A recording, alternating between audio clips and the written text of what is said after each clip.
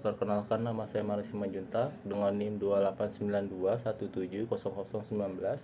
Di sini saya akan menjelaskan tentang seleksi SDM, di mana kita harus mengerti dulu apa yang dimaksud seleksi.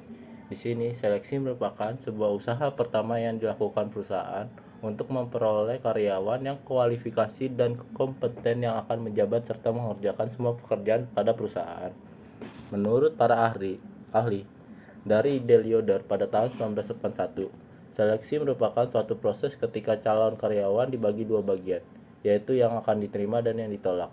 Dan menurut Malayu Hasibuan, seleksi merupakan suatu kegiatan pemilihan dan penentuan pelamar yang akan diterima atau ditolak untuk menjadikan karyawan perusahaan.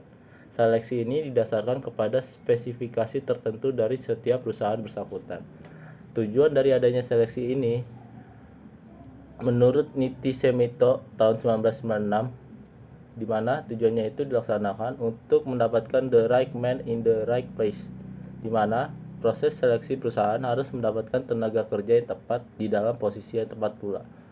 Tujuan seleksi tersebut diantaranya itu yang pertama itu menjamin perusahaan memiliki karyawan yang tepat untuk sebuah jabatan atau pekerjaan.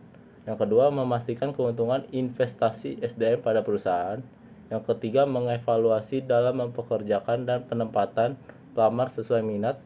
Yang keempat, memerlukan pelamar secara adil dan meminimalkan diskriminasi. Yang kelima, memperkecil munculnya tindakan buruk bagi karyawan seharusnya tidak diterima metode.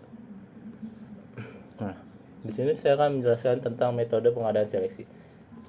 Yang pertama itu metode non ilmiah, yaitu di mana seleksi dilaksanakan tidak didasarkan pada kriteria, standar atau spesifikasi kebutuhan nyata pekerjaan, tetapi hanya didasarkan kepada perkiraan dan pengalamannya saja.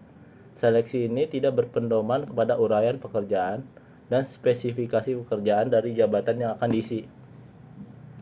Unsur-unsur yang diseleksi biasanya meliputi yang pertama itu tentu saja surat lamaran, yang kedua ijazah terakhir atau bisa transkrip nilai, yang ketiga surat keterangan pekerjaan atau bisa disebut juga pengalaman, yang keempat referensi atau rekomendasi dari siapa, yang kelima work interview, yang keenam penampilan dan keadaan fisik, yang ketujuh keturunan dari pelamar, dan ke-8 tulisan pelamar. Nah, metode ilmiah itu metode pengembangan seleksi non ilmiah dengan mengadakan analisis cermat tentang unsur-unsur yang akan diseleksi supaya diperoleh karyawan yang kompeten dengan penempatan yang tepat. Seleksi ilmiah dilaksanakan dengan cara berikut.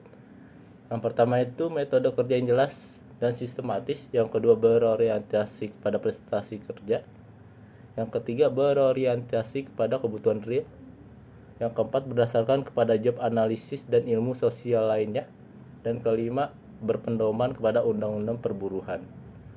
Proses seleksi meliputi yang pertama kuantitas, yang kedua standar kualifikasi tenaga kerja yang dibutuhkan, yang ketiga kualifikasi dari sejumlah tenaga calon kerja.